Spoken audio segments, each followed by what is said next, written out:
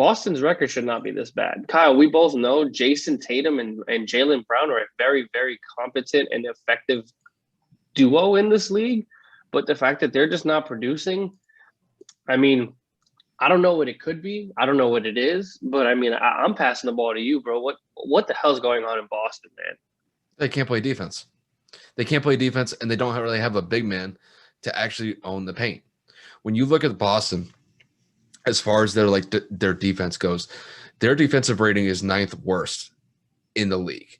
Now, even with that said, though, you can look at some other teams across the league and say, well, Brooklyn has a worse defensive rating than Boston, and yet Brooklyn's the number one seed in the Eastern Conference. And that's largely because Brooklyn's going out there and scoring almost 125, 130 points a night. Now, with Boston can score. They have great scorers in Jaylen Brown, Jason Tatum, and I know Jaylen Brown is an excellent defender. But outside of Jaylen Brown and Marcus Smart, defensively, they really struggle. Kemba is a huge liability defensively. Don't get me wrong, Kemba can go out and score, but he is going to be a complete mismatch for defensive purposes for Boston's defense. And they don't have a big man. They just traded Daniel Tice a couple of weeks ago, and pretty much all that you're left with down low is Taco Fall and Tristan Thompson. And look, Taco Didn't Fall even play. Tristan didn't even play, neither did Taco. I'm just saying in general. Like when you look at that, when you look at those two guys, Taco Fall is, I think, in his second year in the league, and he's still learning the ropes of what it's like to be a big man in the NBA. And when you look at somebody like Tristan's a decent player. It's just that I have this ugly view of Tristan just based off what he did in the finals when LeBron was in Cleveland, when he went to 4 straight finals with the Cavs, where there were multiple games where Tristan Thompson had 0 points and maybe like 2 rebounds or 2 points and like 2 rebounds. There were games where Steph Curry was out rebounding Tristan Thompson, and Tristan Thompson was the big man of that team.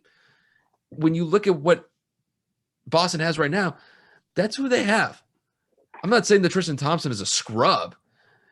It's just that defensive purposes wise, it's going to be mediocre at best. For me, I wish they would have gone after Andre Drummond. At least defensively, Drummond would have been a solid guy down low. Granted, Boston could score, but the issue is that Boston just cannot play competent defense, and they just don't have a big man to kind of own the paint or own down low.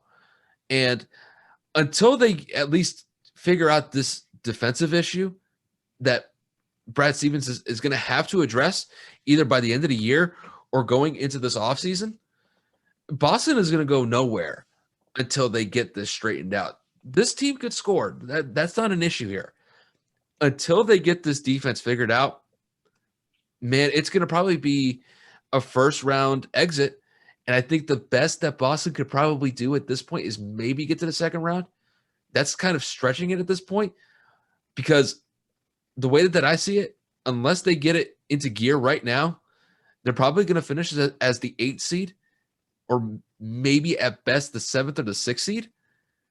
And at worst, they could miss the playoffs entirely. That's something that we have to kind of start considering.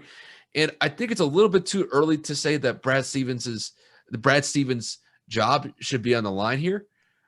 But he's got to lead the direction of this team. And this team is just not heading in the right direction right now. So they got to get it together. And that's putting it mildly. They got to get it together really soon. Oh, yeah. Big time.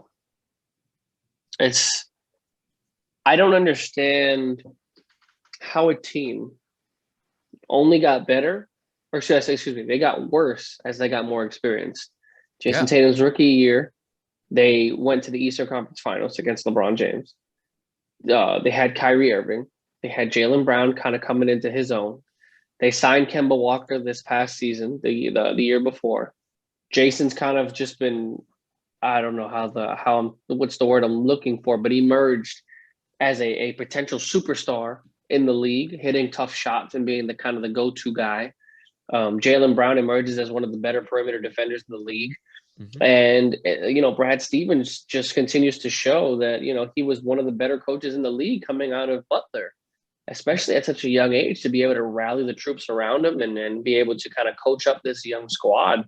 We thought Boston was poised to be a consistent playoff nightmare for the next 4 to 5 years because they had such a young core. And it seems that over time, Boston was accumulating all these picks and making all these trades and then all these acquisitions.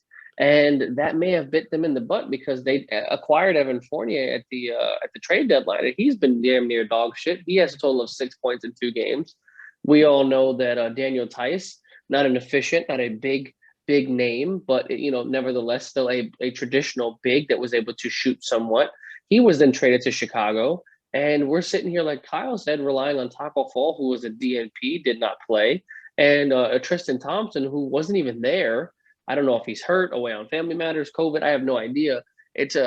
Tristan didn't even play, so Boston had to rely solely upon 2 bigs that were barely any named at all. I mean, I don't even know the second person, but I know Mo Wagner out of Michigan was their starting center last night.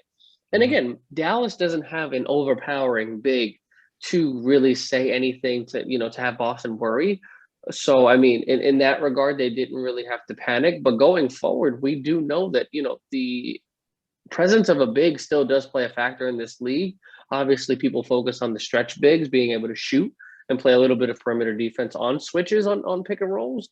But for you to have no big depth whatsoever and have basically 2 inexperienced kids playing the center position for your team in the regular season, in which you're trying to push to get out of the slump that you're in, it just doesn't bode well for Boston. And then going forward, it just doesn't make Brad Stevens look any better either. And I told you before the show, I hate when coaches get blamed for players not executing. If I'm a coach, I can yell at you till I'm blue in the face. If you don't feel like listening, I'm going to lose my job before you get cut, because at the end of the day, it makes me look bad and it makes the team look bad because you're not listening to me. So I was never a fan of the coach getting the brunt of it. It's one thing when it's like, you can visibly see them not listening in a huddle or in a timeout. There's a disagreement back and forth. Like I know there was issues with, David Blatt in Cleveland. There were some issues with Luke Walton as a Laker. It's just certain coaches just don't bode well in certain situations, but it just goes to show Brad Stevens was a great coach when things were going great. But when things go bad, it doesn't make a difference who the fuck's calling the plays or holding the huddles or holding the team meetings. If you don't want to play defense, I can be sitting on the sideline suited up to be the coach. I can't play for you.